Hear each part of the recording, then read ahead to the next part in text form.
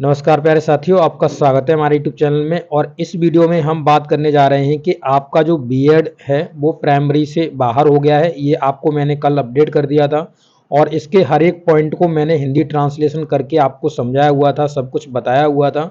तो आशा करते हैं आप हमारे टेलीग्राम चैनल या चैनल से जुड़े होंगे, और नहीं तो आप अगर यूट्यूब चैनल से भी जुड़े हुए हैं तो मैंने कल आपको सब कुछ अपडेट दी हुई थी। और कल मैंने एक आपसे बात कही हुई थी कि मैं आपको ये बताऊंगा कि इसके लिए रियल जिम्मेदार कौन है, कौन इसका सबसे बड़ा कर्ता धर्ता है जिसने बच्चों की ज़िंदगी खराब करी है। वो मैं आपको बताऊंगा, उसको जानना आपके लिए बहुत ज़रूरी है। जिसको आप जिम्मेदार समझ रहे हो वो जिम्मेदार नहीं है, और जिसे आप समझ नहीं रहे हो वो रियल जिम्मेदार है आपकी ज़िंदगी बर्बाद करवाने के लिए। तो उसके बारे में मैं बात करूंगा। और यहाँ पर आप लोगों को लग रहा होगा कि मैं बर्बाद हो गया हूँ, मेरे पास कुछ नहीं रहा है, मेरी ज़िंदगी ख़त्म हो चुकी है। और कुछ लोग इतने डिप्रेशन में चले गए होंगे कि उन्हें लग रहा होगा इससे अच्छा तो मरना है। परंतु मैं ये बता दूं, सुसाइड किसी भी समस्या का सलूशन नहीं है। आप अगर ऐसा करते हो, गलत कदम उठाते हो, तो आप अपने मम्मी पापा को बहुत ही क्रिटिकल सिचुएशन में डाल के जाओगे, क्योंकि उन्होंने आपको पाल पोस के इतना बड़ा करा है। आपका आपके शरीर पर कोई हक नहीं है, आपके शरीर पर आपके मम्मी पापा का हक है, क्योंकि उन्होंने आपको जन्म दिया, पाल पोस के इतना बड़ा किया, इतनी अच्छी एजुकेशन दी। और अगर आप गलत स्टेप उठाओगे तो आपके लिए बहुत ही, आप एकदम कलंक बन जाओगे अपने मम्मी पापा के लिए, और एकदम अब समाज में आपकी इतनी बेइज्जती होगी कुछ पूछो मत। तो गलत कदम तो कैसे भी उठाना मत, क्योंकि मैं इस वीडियो में आपको सब पॉजिटिव पॉइंट भी बताऊंगा कि आप किस तरीके से इससे भी 10 गुना अच्छी जॉब को ले सकते हो। ठीक है, ये मैं सब कुछ बताऊंगा, और मैं इसके लिए जिम्मेदार जो कैंडिडेट्स है उसके बारे में भी मैं यहाँ पे बताऊंगा, ताकि आपको रियलिटी पता चल सके। आप यूट्यूब पर देख रहे हो बीएड बाहर हो गया, कोई खुशी मना रहा है, कोई रो रहा है। ठीक है, बीटीसी वाले खुशी मना रहे हैं, कुछ यूट्यूबर्स ऐसे हैं जो बच्चों की भावनाओं के साथ खेल रहे हैं, उनको पूरी जानकारी नहीं है फिर भी वीडियो बनाते चले जा रहे हैं। तो मैं जितने भी पॉइंट्स में जानता हूं उनके ऊपर मैं बात करूंगा। मैं कोई भी यहाँ पे ज़्यादा फेंकने फांकने की बात नहीं करता हूँ। और आप ये समझ रहे होंगे कि मैंने बीटीसी करा हुआ है, ऐसा कुछ नहीं है, मैंने बीएड करा था। मैं अपने बारे में बता देता हूँ, मेरी भी ज़िंदगी इस चीज़ में खराब हुई है। मैंने बीएड आपका अपना सेशन किया था 18-20 में। 18-20 में मैंने अपना बीएड का सेशन किया था। उसके बाद मैंने 19 में ही अपना सीटेट निकाल लिया था। यानी 19 में सीटेट निकाला, 3 बार मैं सीटेट क्वालिफाई हूँ, और एक बार मैं अपना यूपीटेट क्वालिफाई हूँ, क्योंकि मैंने एक बार ही यूपीटेट दिया था। ठीक है, तो एक बार यूपीटेट क्वालिफाई हूँ। ये सब मेरे साथ हुआ। उसके बाद मैं सुपर टेट की तैयारी 3 साल से लगातार कर रहा था। उसके बावजूद आज हमको ये पता चलता है कि मैं प्राइमरी में भर्ती देख ही नहीं सकता। तो आप समझ सकते हो कि मैं आपके दर्द को समझ सकता हूँ या नहीं समझ सकता हूँ। इतना मैंने कुछ बताया, ये रियलिटी है। आप चाहोगे तो इसका मैं प्रूफ अपने टेलीग्राम चैनल पर और मैं अपने कम्युनिटी टैब में भी पोस्ट कर दूंगा, ताकि आपको इस पे विश्वास हो पाए कि ये फेंक तो नहीं रहा है, ऐसे ही तो नहीं कह रहा है। मैं रियलिटी इस चीज़ को बता रहा हूँ, मैं आपसे झूठ बोलकर नहीं बोलता नहीं हूँ कभी भी। ठीक है, अब इसके लिए मैं आपको बताता हूं कि इसके लिए क्या क्या पॉइंट ऐसे रहे और कौन जिम्मेदार था रियल। तो मैंने कुछ पॉइंट्स आपके लिए लिए हुए हैं जिससे कि आपको बहुत पॉजिटिव पॉइंट मिलेंगे, जिससे आप आगे भी बढ़ पाओगे, और मैं रियल जिम्मेदार भी इसका आपको बता पाऊंगा। तो चलिए चलते हैं, वीडियो को स्टार्ट करते हैं, और अंत तक बने रहिएगा। अगर आपको ये सब चीज़ जाननी है तो अंत तक बने रहिएगा, पूरा केस बताऊंगा और बहुत सरल भाषा में बताऊंगा। कोई भी मैं यहाँ पे धारा फारा कुछ नहीं बताऊंगा, मैं आपको सीधा सिंपल बताऊंगा, जिससे आपकी सभी डाउट्स क्लियर हो जाएंगे। तो देखिए साथियों, मैंने आपके लिए यहाँ पर बहुत सारे पॉजिटिव पॉइंट लिए हुए हैं, ताकि आपका जो आपको अभी जो डिप्रेशन महसूस हो रही है वो डिप्रेशन महसूस ना हो, और आगे चल करके आप इससे भी 10 गुना अच्छी जॉब जा सकें। तो इसके लिए मैंने पॉइंट लिए हुए हैं, उस पर मैं डिस्कस करूंगा। उससे पहले मैं इस केस के बारे में आपको बताना चाहूँगा कि इसका क्या हुआ सिस्टम। तो देखिए, ये पहले क्या होता है कि यहाँ सेंटर जो गवर्नमेंट है, अपनी सेंट्रल गवर्नमेंट है, उससे एक वो सेंट्रल गवर्नमेंट है, उससे एक आदेश आता है या एक नोटिस आता है। किसको जाता है? एमएचआरडी मिनिस्ट्री को जाता है। और एमएचआरडी जो मिनिस्ट्री है, एम एच जो मिनिस्ट्री थी, एमएचआरडी मिनिस्ट्री थी, उसने एनसीटी को, एनसीटी जो है जो हमारा कानून बनाती है, उसको उसने क्या करा, उसने उसको आदेशित किया कि आप क्या करें, कि आप बीएड को क्या करें, शामिल कर दें प्राइमरी में। प्राइमरी में क्या करें, बीएड को शामिल कर दें। ठीक है, अब ये कब की बात चल रही थी? ये चल रही 2018, और ये चल रही थी मई की बात। ठीक है, मई में बात चल रही थी। जैसा कि आप कोर्ट पढ़ेंगे तो कोर्ट ऑर्डर पढ़ेंगे तो आपको सब कुछ पता चलेगा। ठीक है, मैं यहाँ बहुत ही ज़्यादा सिंप्लीफाई कर दे रहा हूँ ताकि आपको कोई प्रॉब्लम ना हो। तो मई में ये हो रहा था। इससे भी पहले जो यहाँ पर जो कहा गया था सेंट्रल गवर्नमेंट से, किसने कहा, तो सेंट्रल गवर्नमेंट से कहा था, केवीएस की तरफ से कहा गया था कि हम प्राइमरी में क्या करना चाहते हैं, हम बीएड को शामिल करना चाहते हैं। अब इस तरीके से ये प्रोसेस चली, और प्रोसेस चलने में यहां पर क्या हुआ कि जैसे सेंट्रल गवर्नमेंट ने एमएचआरडी मिनिस्ट्री को ऑर्डर करा और एमएचआरडी मिनिस्ट्री ने एनसीटी को ऑर्डर करा, तो ये नेक्स्ट डे ही, यानी जैसे ही ऑर्डर गया 2-4 दिनों में ये क्या हुआ कि ये गजट आपका बनकर तैयार हो गया, आ गया गजट बनके आपका अस्तित्व में आ गया, जो आया 28 जून 2018 का गजट था। अब ये आ गया और ये बीएड पूरे भारत में शामिल कर दिया गया, परंतु इसकी जो प्रोसेस थी वो ये नहीं थी दोस्तों। इसकी जो रियल प्रोसेस थी वो इसको अपनाया ही नहीं गया। अब इसमें क्या है, जो अगर आप जाएंगे धारा 23 की उपधारा 1 और 2 की बात कर रहा हूं, जो 2 में है, 2 में जो केस है, पहली जो फर्स्ट के केस की बात करें, फर्स्ट की बात करें तो उसमें क्या है कि उसमें यह कहा गया है कि जो सेंट्रल गवर्नमेंट है वो कोई भी आदेश, जैसे एमएचआरडी मिनिस्ट्री है, सेंट्रल गवर्नमेंट है, वो कोई भी आदेश एनसीटी को डायरेक्ट ऐसा नहीं दे सकती जो कि वो पूरे देश पर लागू कर दे, मतलब बना के उसको लागू कर दे।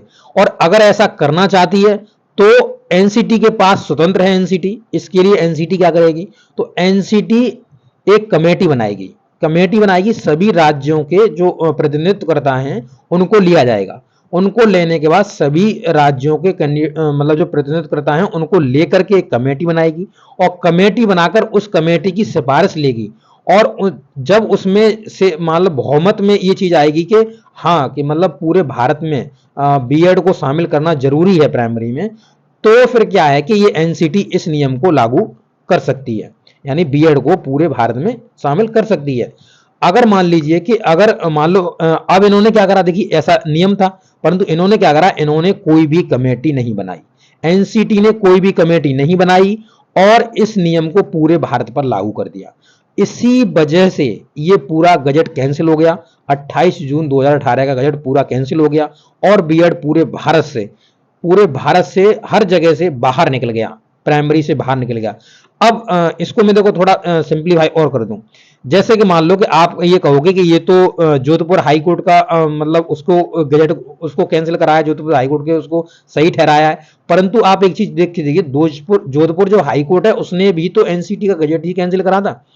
एग्जाम्पल के लिए इस तरह से मान लीजिए कि 2016 में शायद 8 नवंबर 2016 की बात है, जो 1000 के नोट और 500 के नोट बैन हुए थे, आपको पता होगा ये क्या हुआ था, ये डिमोनेटाइज हुए थे।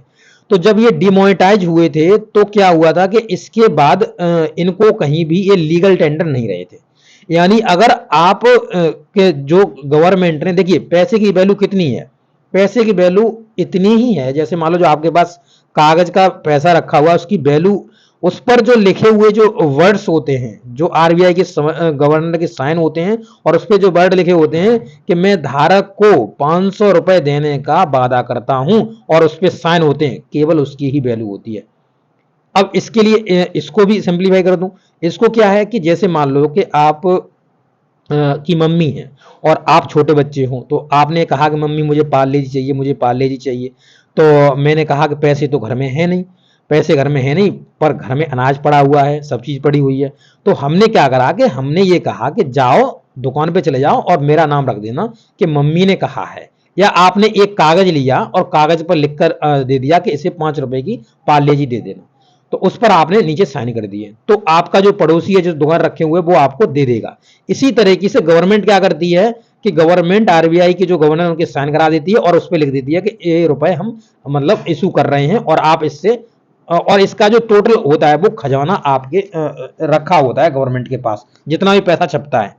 अब इससे ये डाउट क्लियर हो जाता है कि पैसा, कुछ लोगों के मन में ही आता है कि पैसा बहुत सारा क्यों नहीं छाप दिया जाता, ठीक है, तो इसीलिए नहीं छपता क्योंकि उसके इक्विवेलेंट जो आपका धन है, यानी सोना चांदी हीरे जवाहरात जो भी है, वो सब चीज गवर्नमेंट के पास ऑलरेडी होती है, उतना ही पैसा, उससे कम ही पैसा छापा जाता है, उससे ज्यादा कभी भी आप पैसा नहीं छाप सकते।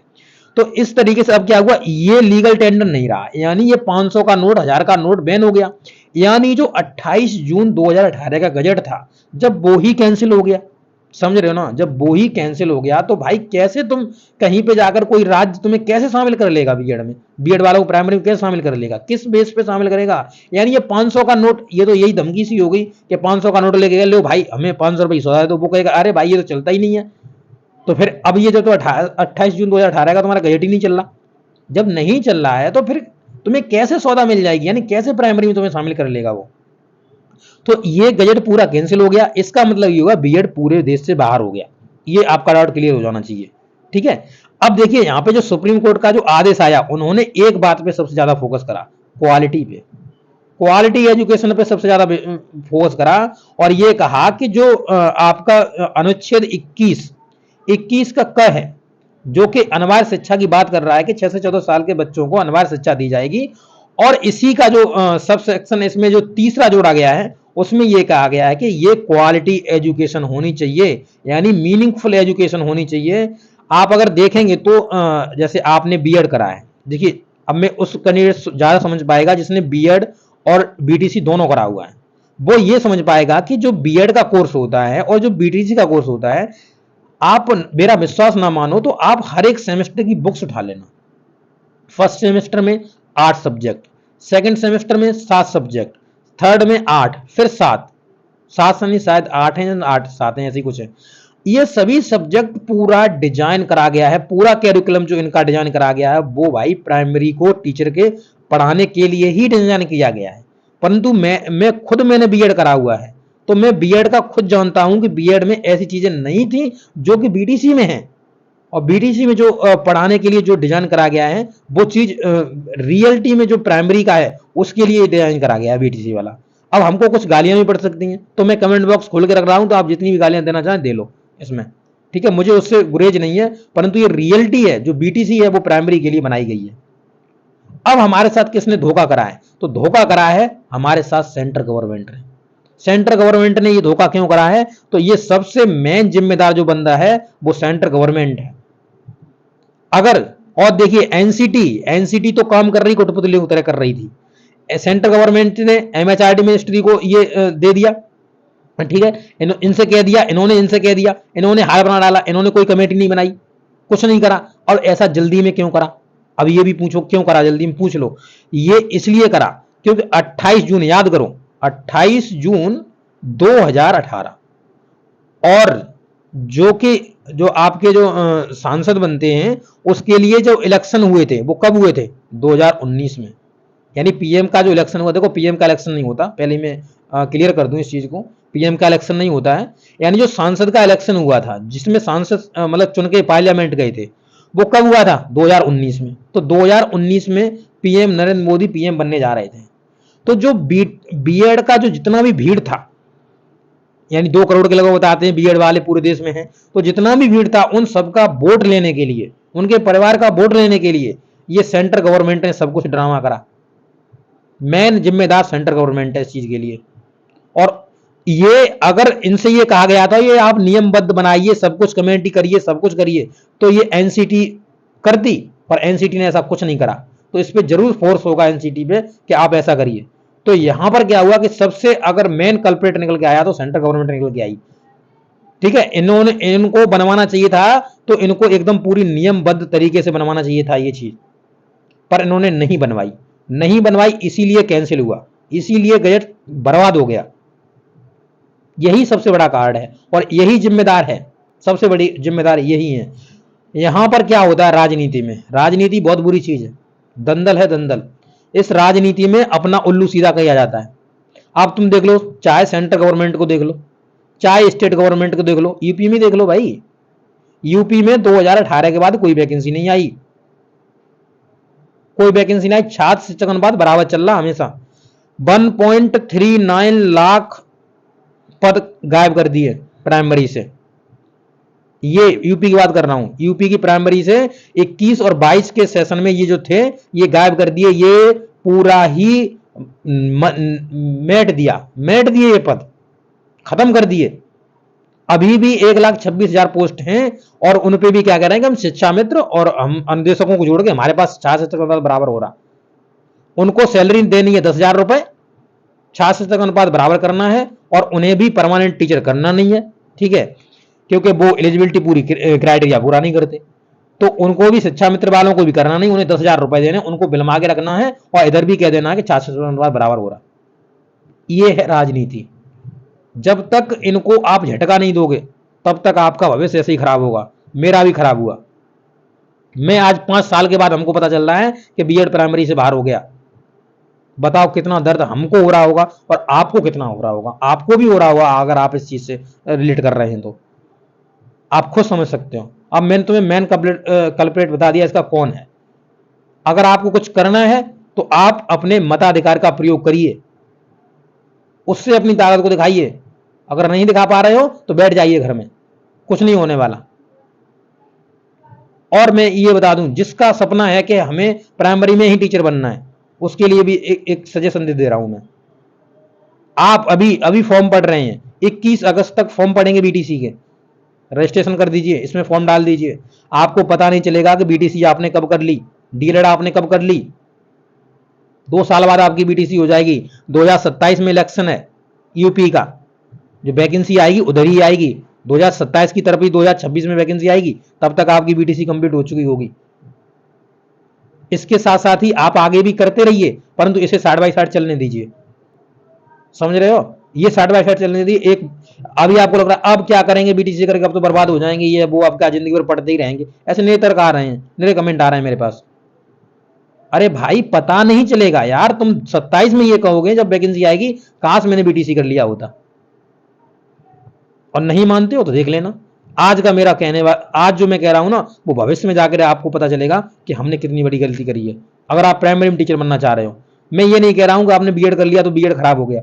बीएड से आपको इतने अच्छे मौके मिलेंगे कि प्राइमरी से आप 5 गुना अच्छी, 10 गुना अच्छी जॉब ले सकते हो, सैलरी अच्छी ले सकते हो, सब कुछ मिलेगा आपको।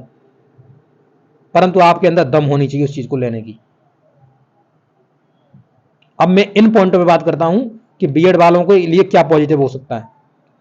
देखिए, आप कितना भी आंदोलन कर लीजिए, कुछ भी कर लीजिए, अभी सेंट्रल गवर्नमेंट को आप अगर दबाव में ले लिए तो सेंट्रल गवर्नमेंट आरटीआई में ही संशोधन कर देगी, और आरटीआई में संशोधन करके एक नियम जोड़ देगी कि सेंट्रल गवर्नमेंट एमएचआरडी में, मतलब उसको एनसीटी गजट, मतलब आदेश दे सकती है कि एनसीटी ऐसा लागू कर दे।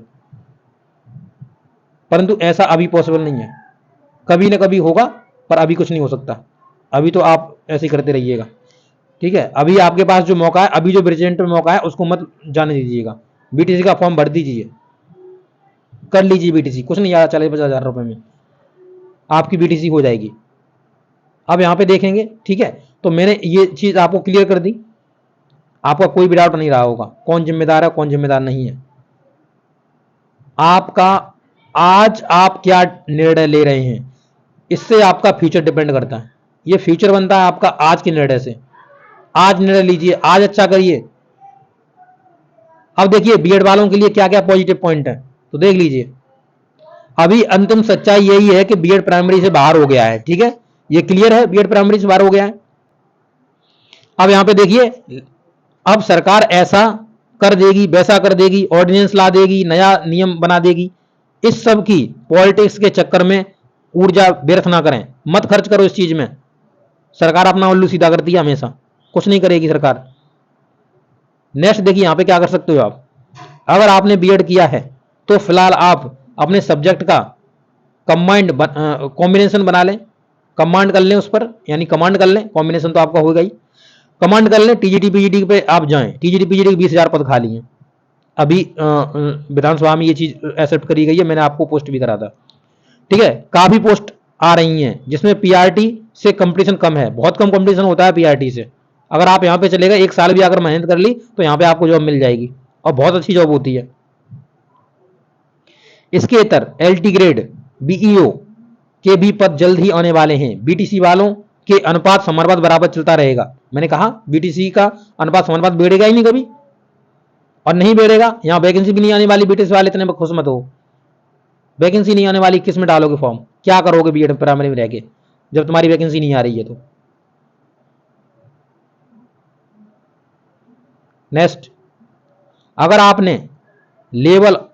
आपने केवल और पीआरटी में जाने के लिए ही बीएड की थी तो आप एनसीटी और सरकार के अगले कदम का इंतजार करिएगा कि वह क्या कदम उठाते हैं, क्या नियम बनाते हैं, ये आप देखिएगा, देखते रहिए पर अपना कर्म करते रहिए, क्यों किसी के भरोसे मत बैठिए।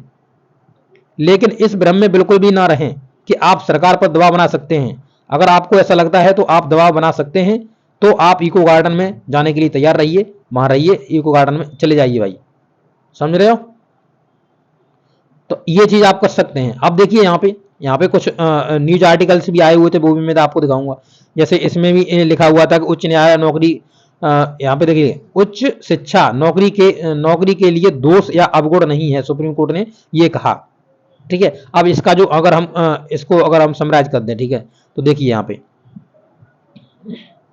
कुछ दोस्त इसका ऐसा मैसेज भेज रहे हैं कि देखो सुप्रीम कोर्ट ने ये कहा, उच्च शिक्षा नौकरी के लिए दोष या अवगुण नहीं है। अब यहाँ कुछ और कह रहे हैं। तो देखिए यहाँ पे देखिए, इस पर इस पर हमारा मानना है कि हाँ सही बात है, उच्च शिक्षा नौकरी के लिए दोष या अवगुण नहीं है, लेकिन ये डिप्लोमा और बीटेक के बीच की तुलना में कहा है, जिसमें उच्च शिक्षा या हायर एजुकेशन के संबंध में कोई द्वंद्व है ही नहीं कि कौन हायर क्वालिफिकेशन है। हायर क्वालिफिकेशन तो है ही बीएड, उसमें मतलब नहीं है। परंतु देखिए, डीएलएड अपने बेस पर हायर है, डीएलएड प्राइमरी के बेस पर बीएड से हायर है। प्राइमरी पे बता रहा हूं, जो डीएलएड आपका है या आप जो भी आप कोर्स डिप्लोमा जाना चाहता है आपका, वो आपका प्राइमरी के बेस पर, यहां पर डीएलएड आपका हावी है। कौन है? डीएलएड हावी है आप पर, क्योंकि इनको पेडागोजिकल जो आपको कॉन्सेप्ट पढ़ाए जाते हैं, वो चीज इनको यहाँ पे पढ़ाई जाती है। आपको बीएड में पेडागोजिकल कॉन्सेप्ट नहीं पढ़ाए जाते, तो यहां पर डीएलएड हावी है। परंतु ग्रेटर आपका बीएड ही है, बीएड ही डिग्री है, समझ रहे हो। देखेंगे, देखिए, जबकि बीएड वर्सेस बीटीसी में कोर्ट ने अपने निर्णय का पैमाना हायर एजुकेशन को भी रखा है कि क्या बीएड हायर एजुकेशन है या नहीं। इस पर सुप्रीम कोर्ट का कहना है कि बीएड हायर एजुकेशन तो है। 6 महीने का ब्रिज कोर्स क्यों करवाया जाता है? अगर हायर एजुकेशन ही है तो 6 महीने का कोर्स क्यों करा रहे हो, ब्रिज कोर्स क्यों करा रहे हो? इसका मतलब आप मानते हो कि डीएलएड से ये नीचे है बीएड प्राइमरी के बेस पे। प्राइमरी के बेस पे मैं पहले नोट करता जा रहा हूं, प्राइमरी के बेस पे यानी प्राथमिक बेस पे बात कर रहा हूं। इसका मतलब एनसीटी भी जानता है कि बीएड उचित योग्यता नहीं है। और ये कोट आप पढ़ोगे तो आप देख सकते हो, वहां पे आपके 37 पॉइंट दिए गए हैं, आप पढ़ना। उनमें ये चीज कई बार क्वालिटी एजुकेशन की बात करी गई है, कई बार। और वैसे ही आप जानते हैं कि बीएड और बीटीसी दोनों ही एडमिशन की न्यूनतम योग्यता स्नातक ही है, जबकि उस केस में ऐसा नहीं है। तो ये स्नातक से ही आपका बीएड होता है, बीटीसी होता है। परंतु अन्य राज्यों में आप देखेंगे तो अन्य राज्यों में क्या होता है कि ये जो होता है 12 से ही करा दिया जाता है। ये यूपी में ऐसा होता है कि ये क्या करता है, ये स्नातक से होता है। तो मैं आपसे यही कहना चाहूंगा भाइयों, आपको मैं और भी दिखा दूं आज के न्यूज आर्टिकल के। देखिए, आज के न्यूज़पेपर में ही आप देख सकते हो बहुत सारे ऐसे आर्टिकल्स छापे गए हैं, जिसमें आप देख सकते हो राजस्थान में प्राइमरी शिक्षक भर्ती से बीएड बाहर करने के सुप्रीम कोर्ट के निर्णय में पसोपेज करके लिखा हुआ, क्या लिखा, यूपीटेट में चयनित यानी 2,20,65 बीएड अभ्यर्थी असमंजस में क्या ये निकल गए बाहर, बीएड प्राइमरी का आपका सर्टिफिकेट ही नहीं आएगा। ठीक है, तो ये चीज़ यहाँ पे देखे लिखा हुआ है सब कुछ, इसमें आप पढ़ सकते हैं इस चीज़ को, पूरा ये आर्टिकल है, और जिसे मैंने अपने टेलीग्राम चैनल पर भी आपको पोस्ट कर दिया है। आप इसमें आगे भी देखें, और भी न्यूज आर्टिकल थे। देखिए, एक न्यूज आर्टिकल है जिसमें कहा हुआ है कि यूपी टेट सफल अभ्यर्थियों को ही मिलेगा प्रमाण पत्र। अब प्रमाण पत्र देखिए, जो भी बीएड कराए हुए हैं, मैं पहले ही बोल दे रहा हूँ, जो भी बीएड कराया हुआ है उसको जूनियर का मिलेगा, यानी 6 से 8 वाला जो आपका है वो आपको प्रमाण पत्र मिलेगा, और आपका 1 से लेकर 5 तक वाला प्रमाण पत्र ये हो गया कैंसिल, ये हो गया रद्द, ये आपको नहीं मिलेगा। ठीक है, अब जो डीएलएड वाले कैंडिडेट हैं, तो डीएलएड वाले कैंडिडेट को आपने दोनों मिलेंगे। ठीक है, डीएलएड कैंडिडेट वाले यूपी के संबंध में कह रहा हूं मैं, तो आपको दोनों 1 से लेकर 5 तक का, और आपका जूनियर का भी आपको 6 से लेकर 8 तक का आपको सर्टिफिकेट मिलेगा। ठीक है, अब ये बीएड वाला 1 से लेकर 5 तक का वाला कैंसिल हो चुका है। आप इसको देखिए, पढ़ सकते हो, पूरा ये न्यूज आर्टिकल है। कहाँ जा रहा है भाई, अरे पीछे आ जा।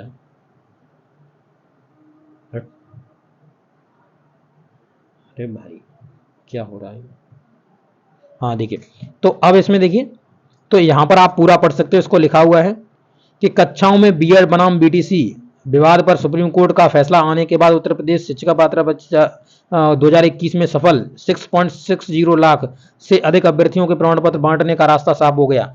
23 जनवरी 2022 को आयोजित यूपीटेट की परीक्षा परिणाम 8 अप्रैल को घोषित किया गया था। प्राथमिक में उच्च प्राथमिक स्तर पर की परीक्षा में इतने कैंडिडेट्स थे, अभ्यर्थी सफल हुए थे। कक्षा 1 से 5 तक के लिए प्राथमिक स्तर के परीक्षा में सम्मिलित हुए यहाँ पर कितने थे भाई साहब? देखिए, इकाई, दहाई, सैकड़ा, हजार, 10,000, लाख, 10 लाख, 11,47,990 अभ्यर्थियों में से 6,91,903 बीएड, यानी 6 लाख इतने जो कैंडिडेट्स थे, 6,91,903 कैंडिडेट्स थे जो बीएड के प्राइमरी में जो पास हुए थे, और जो डीएलएड के थे वो 4,55,183 कैंडिडेट पास हुए थे। ठीक है, ये हुए थे पास, डीएलएड थे। इनमें से अब जो इनमें से जो थे वो थे 2,20,065 बीएड, और यहाँ पे देखेंगे इनमें से, और यहाँ पे देखेंगे 2,23,523 डीएलएड अभ्यर्थियों को सफलता मिली थी। हालांकि प्रमाण पत्र वितरित होने से पहले ही डीएलएड अभ्यर्थियों ने राजस्थान हाईकोर्ट के फैसले को आधार बनाते हुए इलाहाबाद हाईकोर्ट में याचिका क्या कर दी थी, डाल दी थी। तो आपको पता था इलाहाबाद हाईकोर्ट में भी याचिका चल रही थी, हमने आपको अपडेट दिए हुए थे, चल रही थी। उसके बाद परीक्षा नियामक पदाधिकारी कार्यालय के ने कोर्ट पर फैसला आने का प्रमाण पत्र वितरण टाल दिया, यानी कोर्ट से कह दिया कि कोर्ट का आपका आएगा तब हम ये बांटेंगे। ये किसने कहा था? तो ये कहा था पीएनपी की जो सचिव, मतलब पीएनपी जो है उसने कह दिया था ये। अब सर्वोच्च न्यायालय का फैसला आने के बाद 1.25 लाख देखिए 1.25 साल बाद यूपीटेट 2021 में सफल अभ्यर्थियों के प्रमाण पत्र मिलने का भी रास्ता साफ हो गया। अधिकारियों की माने तो भले ही प्राथमिक स्तर में शिक्षक भर्ती से बीएड बाहर हो गया कर दिया गया हो, लेकिन बीएड अभ्यर्थियों को प्रमाण पत्र रोका नहीं जा सकता। चलो, ये रोक नहीं रहे हैं तो फिर भी इसका भी मैं बताऊंगा आपको क्या लाभ हो सकता है। चलो, दे रहे हैं, बढ़िया बात है। गौरतलब है कि 23 जनवरी 2022 को आयोजित प्रथम टीईटी परीक्षा पंजीकरण इतने अभ्यर्थी सम्मिलित हुए थे, और उनमें से इतने अभ्यर्थी पास हुए थे जो पंजीकरण में टीईटी में हुए थे, उनके इतने सम्मिलित हुए थे। इस तरीके से रिटेन दिया हुआ। इसके बाद देखिए ये कह रहे हैं कि हम प्रमाण पत्र को रोकेंगे नहीं। अगर वैसे अगर ये 1 से लेकर 5 तक वालों को, जो बीएड के कैंडिडेट्स हैं, उनको अगर ये प्रमाण पत्र देते हैं तो आप जरूर से लीजिएगा। अब मैं इसका भी तुम्हें लाभ बता दे रहा हूँ। देखिए, ये वीडियो बहुत लंबा हो जा रहा है, हो जाने तो, मुझे मतलब नहीं उससे, कोई देखे या ना देखे, मुझे मतलब नहीं उस चीज से। अब अगर ये 1 से लेकर 5 तक वाला आपको दे रहे हैं, ये जो सर्टिफिकेट है, तो अगर ये दे रहे हैं तो बहुत अच्छी बात है, रख लीजिए। क्योंकि इसमें भी क्या है, एक पेज है। अगर मान लीजिए कि आपके यूपी में कभी, या आपके किसी भी राज्य में कभी डीएलएड के कैंडिडेट्स की संख्या कम हुई, तो जो राज्य सरकार है, यानी जो स्टेट गवर्नमेंट है, वो सेंट्रल गवर्नमेंट से ऐसा एक गुहार मतलब आज वो कर सकती है, रिक्वेस्ट कर सकती है कि आप हमारे यहाँ बीएड के कैंडिडेट्स को क्या कर दीजिए, शामिल कर दीजिए प्राइमरी में। और ये कैसे होगा? आरटीआई की धारा 23 की उपधारा 2 के हिसाब से उसमें कहा गया है कि केंद्र सरकार 5 साल के लिए किसी भी स्टेट गवर्नमेंट में क्या कर सकती है, बीएड वालों को वहां पर मतलब मौका दे सकती है, जब स्टेट गवर्नमेंट यहां से रिक्वेस्ट करे केंद्र सरकार से, तब ऐसा होगा। और ऐसा यूपी में कई बार हो चुका है। मायावती के जमाने में जब ये 72,000 के समथिंग वैकेंसी आई थी, तब भी ऐसा हुआ था।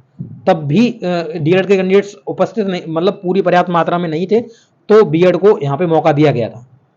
तो तब भी जो मतलब गवर्नमेंट थी करंट टाइम की, तब थी जो मायावती गवर्नमेंट, उन्होंने भी रिक्वेस्ट करा हुआ था केंद्र सरकार से, तब भी ऐसा हुआ था। तो ऐसा होता रहता है। तो आप अगर सीटेट देने जा रहे हो, तो भी आप अगर प्राइमरी देने का मौका मिल रहा है तो आप जरूर दीजिएगा।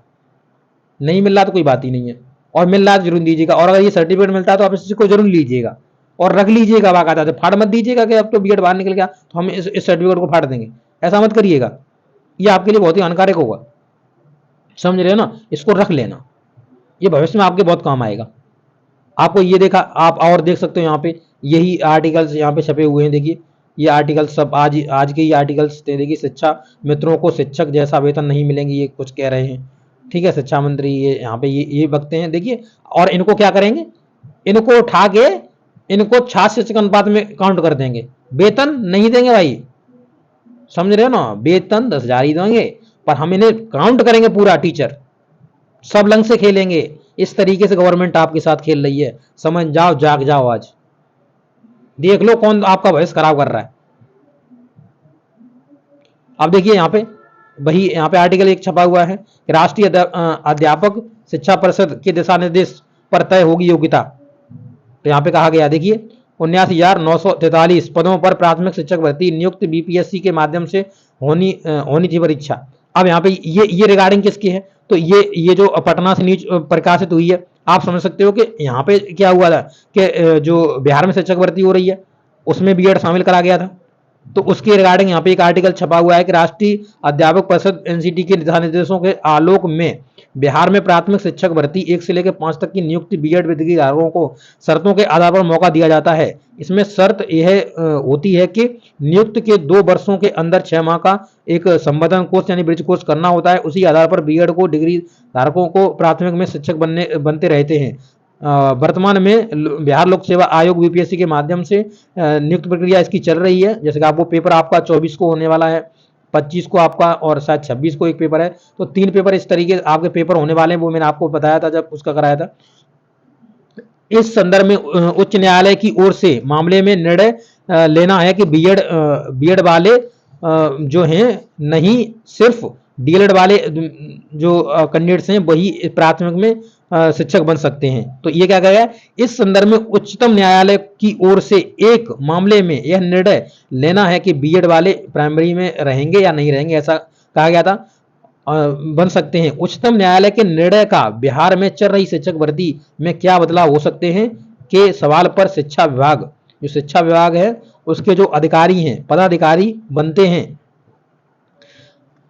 बनते हैं कि यह एनसीटी के दिशा निर्देश पर निर्भर करता है कि इस संबंध में आगे एनसीटी का दूसरा निर्णय क्या लेना है, तो इसके आधार पर विभागों में कोई कार्रवाई करेगा। वर्तमान में चल रही नियुक्ति प्रक्रिया में विभाग ने साफ किया है कि एनसीटी मान्यता प्राप्त संस्थान बीएड वालों के लिए बीएड करने वाले भी कक्षा 1 से 5 तक के लिए योग्य माने जाएंगे। लेकिन इस प्रकार स्कूल शिक्षा के नियुक्त अभ्यर्थियों को नियुक्ति देने के 2 साल के भीतर एनसीटी द्वारा मान्यता प्राप्त 6 माह का ब्रिज कोर्स करना होगा।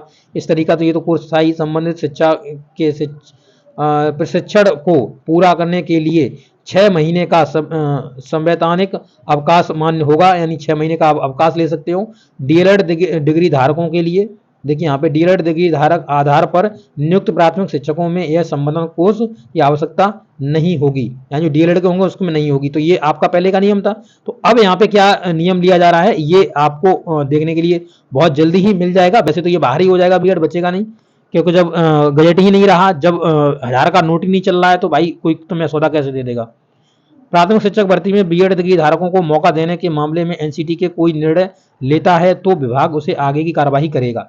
तो ये चीज कही गई है, ठीक है। इस तरीके से आप देख सकते हो यहाँ पर और भी गलत तरीके से बीएड को किया गया बाहर। ये टोटल ही फर्जी मतलब स्टेटमेंट है, गलत तरीके से नहीं, एकदम सही तरीके से बीएड को बाहर किया गया है। इसमें जो जिसकी गलती है वो तो ये बताएंगे नहीं, हमने बता दिया किसकी गलती थी।